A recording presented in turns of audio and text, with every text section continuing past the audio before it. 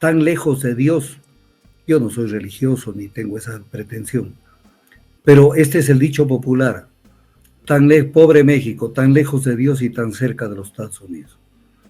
Su cercanía a Estados Unidos ha hecho que en determinados periodos de su historia política se convierta en un eslabón de apoyo a las políticas norteamericanas. Y hemos tenido gobiernos en México terribles.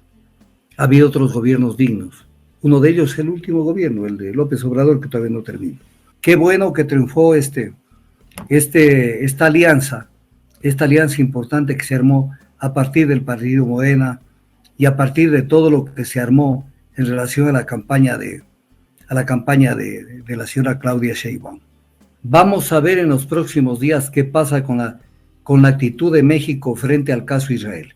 Yo quiero aspirar y quiero creer que la señora Claudia Sheinbaum va a seguir ese lineamiento de política internacional de Manuel López Obrador.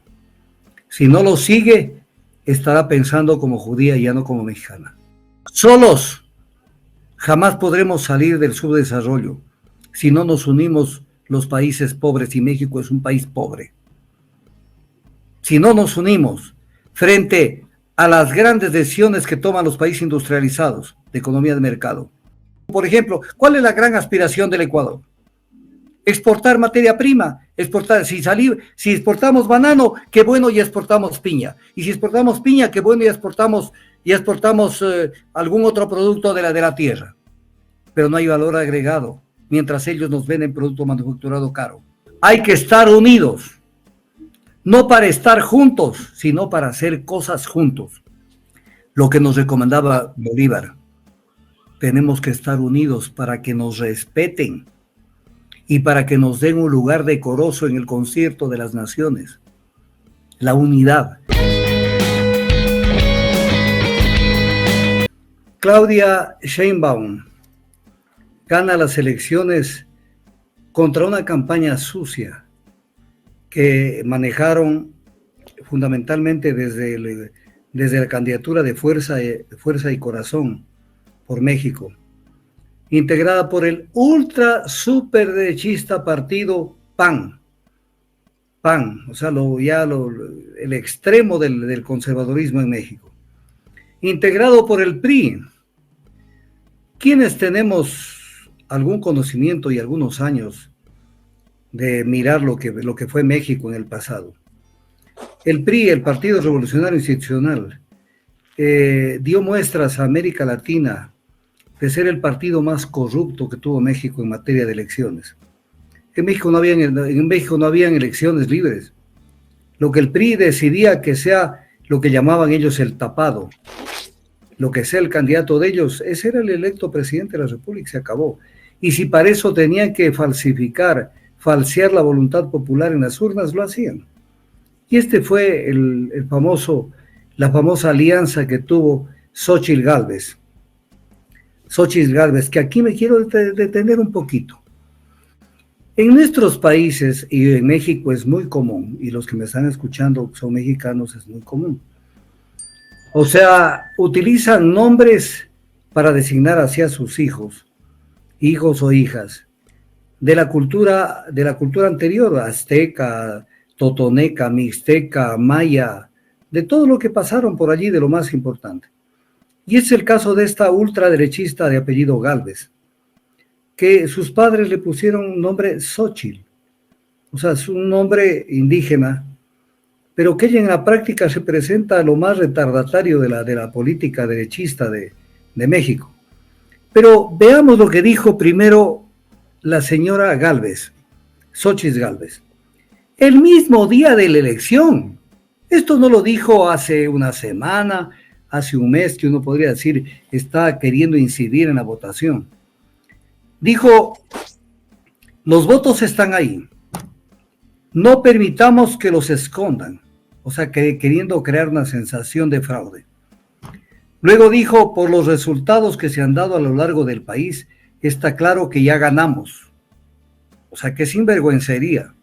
Una persona que llegó a tener menos de la mitad de la votación de Claudia Sheinbaum. Y luego dijo, quieren que vayan a dormir creyendo que te ganaron. Mienten como siempre. O sea, lo que dijo, quieren que nos durmamos creyendo que ya ganaron. Ellos no han ganado. O sea, querían cambiar esto hasta el último. Segundo, en estas elecciones por la cercanía y por la intercomunicación que es fruto de la evolución de la tecnología en el mundo, hubo una participación de un tercer no invitado que participó de manera persistente en la campaña de México, que fueron los medios de comunicación norteamericanos de habla hispana, encabezados por CNN y otros medios de comunicación. Ellos estuvieron abiertamente en campaña electoral, hasta el último segundo, invitando a la gente que voten por la señora Gálvez. Todos ellos en esa posición. De tal manera que fue una derrota también para la manipulación electoral de esta gente. En tercer lugar, llega la señora Sheinbaum. Y ella va a tener muchos retos que enfrentar. Muchos retos que enfrentar, porque mi querido Richard, yo no quiero con esto ni decir que está mal la elección, ni mucho menos. Qué bueno que triunfó esta alianza importante que se armó a partir del partido Morena y a partir de todo lo que se armó en relación a la campaña de la señora Claudia Sheinbaum. Pero vamos a ver qué pasa, porque yo digo esa frase tan antigua de nuestra cultura latina, cultura española, y somos parte de España, porque España nos conquistó a México incluso. Esa frase que dice, una cosa es con violín y otra cosa es con guitarra. Entonces, ahora sí la vamos a ver a la señora Sheinbaum, que acaba de dejar de ser candidata y que a partir de ahora ya no es candidata, ya es presidenta electa, y en el cortísimo plazo será ya presidenta posesionada. ¿Qué es lo que yo veo de México? Y ya no solamente de la candidata. Y aquí te quiero invitar a que tengamos un poco más de tranquilidad sobre el tema México. Ya. México tradicionalmente en su historia moderna no se ha acercado ni a Centroamérica ni a Sudamérica. O sea, México siempre estuvo de espaldas a Centroamérica y Sudamérica. No, para ellos su vista siempre fue hacia Estados Unidos, Canadá y Europa. Esa ha sido su visión y su acercamiento. Hacia acá absolutamente nada. Esperamos que alguna vez México, ojalá sea esta la oportunidad, no de que nos venga a ayudar, sino de que entienda que ellos son parte de una comunidad latinoamericana.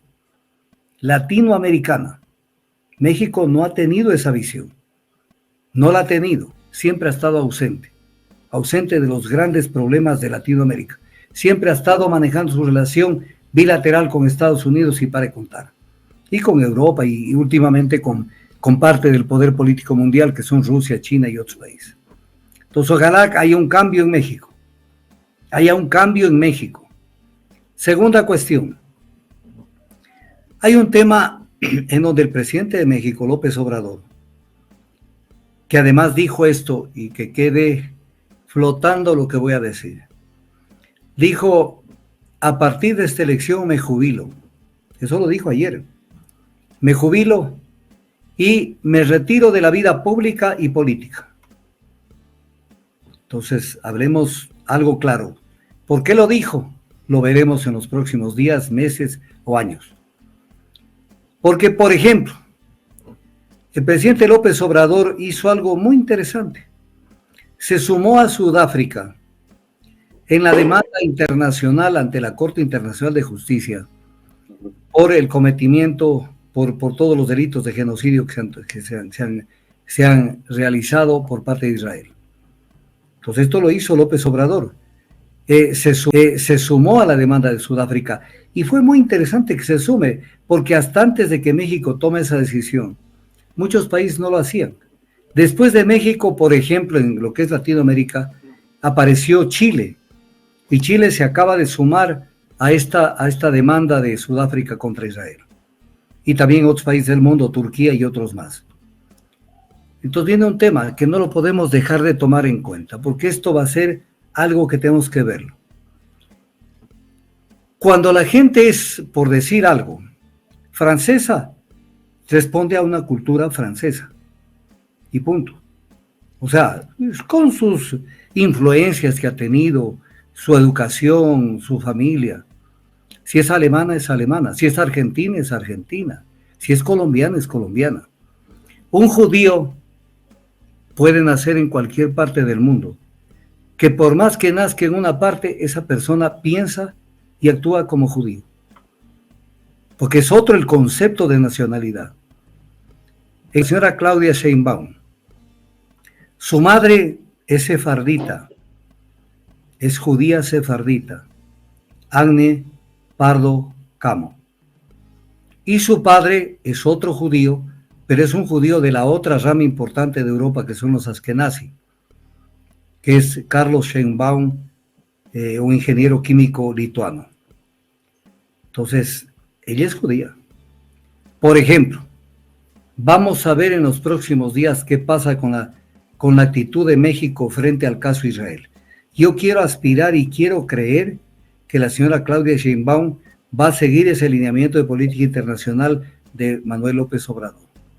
Si no lo sigue, estará pensando como judía y ya no como mexicana, y no como ciudadana que defiende los derechos internacionales de los pueblos que han sido vilipendiados y son juzgados, en este caso por Israel.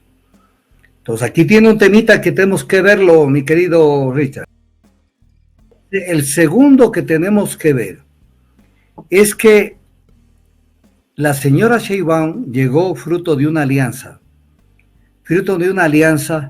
en la que estuvo involucrado el partido Morena, que es el partido que creó Manuel López Obrador, pero también estuvo el Partido Verde. Y entonces esto nos hace recordar algo. La señora presidenta electa de México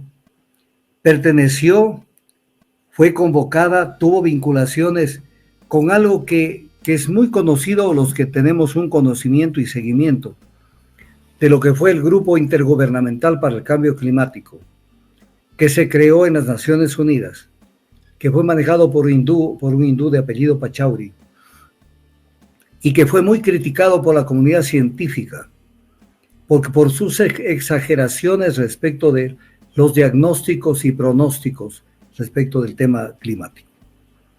Eso generó unos disensos enormes en la época en que era secretario general de la ONU, Ban Ki-moon. Entonces ella es verde y solamente verde. Entonces vamos a ver qué pasa con México en materia verde, porque hay muchos verdes en el mundo que son verdes, pero a la hora de aterrizar en la realidad no tienen otro remedio de que entender que prevalecen las energías por costo, por economía, y que además es tan difícil dar ese salto, como creen que es una cosa tan simple, dar ese salto a una economía libre del consumo de combustibles fósiles. Eso casi podríamos decir es un imposible. Casi es un imposible. No sabemos qué pasará con la humanidad a futuro, no ahora, sino en muchísimos años posteriores, cuando el ser humano comience a dejar de usar el petróleo. Posiblemente va a haber una hecatombe mundial. Entonces, respecto del petróleo, tengo que decir algo respecto de México. Y los mexicanos que me escuchan, si hay algún mexicano va a entender. México en el 2006 producía casi 4 millones de barriles de petróleo. 3.900.000 barriles. Manuel López Obrador, al inicio de su administración, ofreció mantener la producción en 2.500.000 barriles diarios. Eso ofreció Manuel López Obrador. Y el 2019 fue un punto de quiebre, porque se llegó a una producción petrolera de 1.900.000 barriles diarios. Y ese fue un momento en donde comenzó a desbalancearse la oferta y la demanda de energía en México. Hoy actualmente la producción petrolera de México está más abajo todavía, está en 1.780.000 barriles. Y México a la fecha está importando el 55% de sus gasolinas, lo está importando del exterior, porque han tenido severos problemas con la refinería Olmeca, que está todavía en construcción y en fase de pruebas, con la de Deer Park, que es privada y que tiene compromiso de venta a otros clientes en otros países. De manera que esto trae un problema. Ha habido un pequeño avance, pequeño, como hubo en el Ecuador hasta el año 2017. Hubo un pequeño avance en lograr que en la generación de electricidad de México se deje de depender tanto de las energías fósiles. Pero México sigue siendo altamente dependiente del gas natural, que en su mayoría es importado de Estados Unidos. Y la dependencia continua de los combustibles en México es una realidad que no la pueden tapar. Aparte de todo, México sigue incumpliendo como todo el mundo, no como México, como todo el mundo sigue incumpliendo con los compromisos que adquirió con el Acuerdo de París. Entonces, ¿qué es lo que va a pasar en México? ¿Qué va a pasar en México? ¿Va a mantener la producción como está? ¿Va a incrementar la producción petrolera? ¿Va a incrementar el desarrollo de fuentes de energía fósil? Porque en las otras alternativas no hay mucho que hacer. Y no hay cómo resolver la tremenda brecha de autosustentabilidad que tiene en Energía México. Entonces, ¿qué va a hacer? ¿Va a cerrar el Golfo de México? Porque acá en el Ecuador, la solución que le dieron fue: dejen de producir petróleo en el ITT. Así es cuando se toman excesos. ¿Qué va a pasar con México, con la señora que fue parte del grupo intergubernamental para el cambio climático? Porque si sería coherente, mañana cierra la producción petrolera del Golfo de México. Y entonces, ¿a dónde va México? A volver a cocinar con leña y a alumbrarse con velas. Entonces ahora le vamos a ver a la señora Sheinbaum al manejo del sector energético, a ver qué hace. A ver qué hace. Acá llegó Daniel Noboa y se topó con que todos habían apoyado dejar el crudo bajo tierra. Pero hasta el día de hoy, 3 de junio del 2024, nadie quiere hacerse cargo de dejar el crudo bajo tierra, porque no podemos dejar de depender del petróleo como energético y como recurso económico para una economía. Entonces, ¿qué va a pasar en estos dos temas importantes? Y además escuché su discurso anoche y me pareció menos que tibio, más cerca a lo frío. Más cerca a lo frío. Agradeciéndole a señora Gálvez por la felicitación y etc. cosas. Cuidado, señora Gálvez, señora Sheinbaum. Recuerde que usted llega con el 60% de la votación en primera vuelta, además que no hay segunda vuelta en México. Cuidado con que el 60% se desencante. A usted le eligieron para oponerse al neoliberalismo. A usted le eligieron para crear un modelo económico diferente y un modelo político diferente. Cuidado con pensar algo que decía Mao Zedong hace muchísimos años, que decía Mao Zedong: hacer una revolución, porque ellos están en ese plan de la cuarta reforma. Cuidado con que hacer una revolución no es, con lo que decía Mao Zedong, no es como pintar un cuadro y hacer un bordado. Una revolución es algo serio, un cambio es algo serio. Entonces, yo quiero salir de mi pesimismo no tan marcado, pero sí decir: vamos a ver qué pasa con su política exterior. Vamos a ver si pesa sus ancestros judíos o pesa su decisión de afirmarse como mexicana, que es diferente. Voy a poner un ejemplo para que el mundo me entienda. Verá, Richard. Si había un problema militar entre dos países en Europa, pongamos un ejemplo: Francia y Alemania, clásico. Los judíos de Francia y los judíos de Alemania se reunían para ver a quién apoyaban. No es que los judíos de Francia apoyaban a Francia y los judíos de Alemania apoyaban a Alemania, sino decían: ¿quién nos conviene que gane el enfrentamiento? Porque ellos no están ajenos a nuestras realidades políticas, ellos están en otro mundo. Entonces vamos a ver qué pasa. Vamos a ver, pero vamos a estar muy atentos. Yo no me hago muchas ilusiones de México, ojalá cambie. México no ha visto a América Latina. Fíjate que hay un tema que es importante decirlo. Y esto va no solamente contra México, sino contra Brasil y Argentina. Verás, el mundo a veces se distribuye en parcelas de poder. Entonces, por eso hay el grupo de los 4, el grupo de los 7, el grupo de los 8, donde estaba Rusia y lo sacaron, y hay el grupo de los 20. 20 países del mayor poder político y económico del mundo, que en determinados momentos de la historia de la humanidad de los últimos años se reúnen a tomar decisiones, como las que tomaron en el 2009, cuando se reformó el Pacto de Basilea, se reformó algo del Fondo Monetario, algo del Banco Mundial, tomaron decisiones. ¿Quiénes participan a nombre de América Latina en este grupo de los 20? Participa México, Brasil y Argentina. Entonces, mira, aquí voy a poner un ejemplo, porque a mí no me gusta explicar las cosas sin didácticamente explicarlas, para que la gente la entienda.